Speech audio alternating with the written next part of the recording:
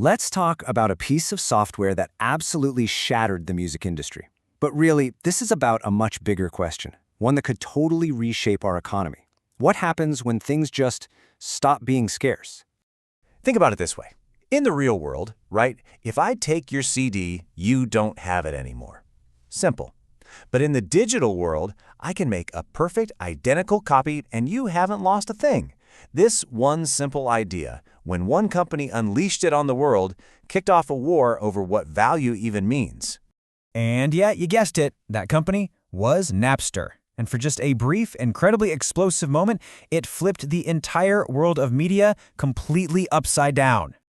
I mean, Napster's story is just a whirlwind. It pops up in June of '99. By that Christmas, the entire music industry is coming after it with lawyers. A year after that, it's a global phenomenon. And then poof, by summer 2001, it's gone. Just 2 years. That's all it took to change absolutely everything. And we're not talking about some tiny niche corner of the internet here. 80 million users. Let that sink in. That's more than the entire population of Germany at the time. This was a massive, mainstream movement, and for the very first time, tens of millions of people got a taste of what a world of true digital abundance felt like. And for anyone who used it, it felt like pure magic. All of a sudden, music wasn't this collection of plastic discs you had to go out and buy. It was this infinite shared library. We're talking rare tracks, live bootlegs you could never find, an artist's entire career right there at your fingertips. It was the ultimate mixtape for the entire world. But, one person's magical library is another person's absolute existential threat. The media industry saw this as nothing short of war. And boy, were they ready to fight back. So you basically had these two completely different worlds colliding. From the industry's point of view, piracy is theft. End of story. It hurts artists, and it has to be stopped. But for the culture of the early internet, this was just sharing. They had this mantra, information wants to be free. It's just how the internet was supposed to work. And this quote, wow, it really shows you the legal mindset they were up against.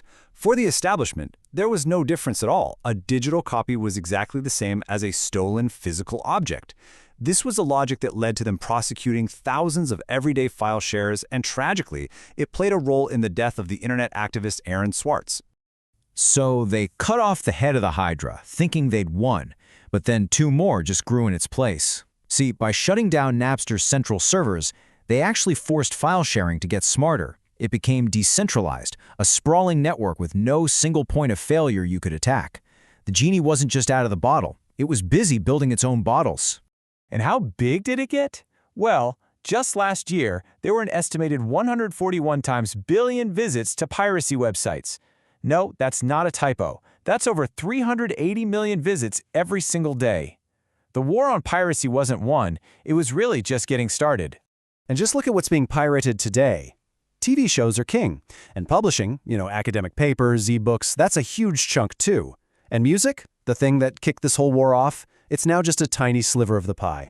So what is the big deal here? Why was this fight so unbelievably fierce? To really get it, we need to pop the hood on our economy and look at the engine that makes it all run: scarcity. Okay, so here's a hard truth about our economy. We don't really make things just because people need them. We make things because people can pay for them. It's a concept called effective demand. Basically, if you can't sell it for a profit, it probably doesn't get made. And that leads us to this really core idea. Scarcity isn't some bug in our economic system, it's a feature. In fact, you could say it's a requirement, right? Without scarcity, you can't have a price. Without a price, you can't have profit. And without profit, the whole engine just stalls out. And this is the giant paradox that Napster blew wide open. When you download a song for free, you, personally, are richer. You have more stuff, more wealth. But because no money actually changed hands, the economy as a whole is poorer. Our technology is creating this incredible abundance, but our economic system only knows how to measure value through scarcity. So this whole paradox, it pushes us to ask a really huge question. What if we just followed this technological path all the way to its logical conclusion? I mean, what would a world without scarcity even look like? Well, theorists actually have a name for this. It's called post-scarcity. It's this idea of an economy where technology does pretty much all the work, producing everything we could possibly need or want for free, or at least pretty close to it. And before you dismiss this as just science fiction, just think about the technologies we are developing right now. AI, advanced robotics, nanotechnology.